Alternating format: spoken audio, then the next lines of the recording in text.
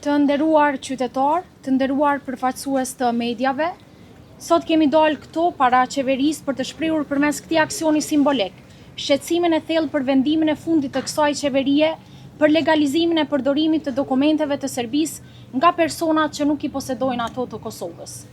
E kemi mbushur këtë thes me disa nga gënjeshtrat e Albin Kurtit, i cili deklarante që i ka qërënjosur strukturat paralele në pjesën veriore të vendit. Ky thes e shpërfaq qasjen e tij të manipulative me fjalë të mëdha në emër të patriotizmit dhe me vepra në dëm të interesit shtetëror. Të dashur qytetar, për vite me radhë, Albin Kurti ka ndërtuar një narrativ të rreme. Ky aksion është një mesazh i qartë se e vërteta nuk mund të mbulohet me propaganda, se dështimi nuk mund të fshihet pas fjalëve boshe dhe të pakuptimta. Po ju rikujtoj disa prej tyre. Në prill të vitit 2022, Kurti premtonte se nuk do të kishte asnjë gram tolerancë ndaj strukturave ilegale.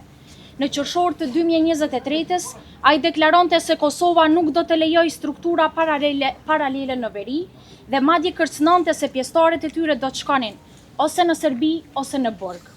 Në janar të 2025-s, ministrat e tij mburreshin se epoka e komunave paralele ka përfunduar. Dërsa në janar të këtij viti në Davos, Albin Kurti deklaronte se në Kosovë nuk ka më struktura paralele të Serbisë. Por para 2 ditësh, më 14 mars 2026, ai bëri të kundërtën, duke lejuar përdorimin e letërnjoftimeve të lëshuara nga Serbia. Ky vendim është dorëzim përballë bandave kriminale, është legalizim i strukturave që për dekada kanë minuar sovranitetin e Kosovës. Për më tepër, ky kompromis i dhëmshëm u përshëndet edhe nga Serbia, e cila konsideron këtë si shmangje katastrofe. Përderisa Albin Kurti flet për mbyllje të strukturave ilegale, Aleksandar Vučić po feston për fitore. Ky kontrast është dëshmia më e qartë e mashtrimit. Një kryeministër që pretendon se ka mbyllur kapitullin e strukturave paralele, faktikisht po jep atyre legjitimitet institucional, duke u krijuar kushtet që ato të vazhdojnë të funksionojnë. Albin, shpejt lëshove pe.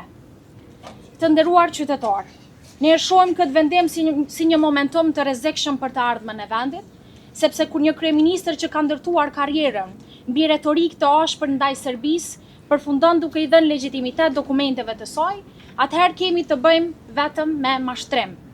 Ky vendim i Albin Kurtit është tradhti ndaj shtetit dhe qytetarëve.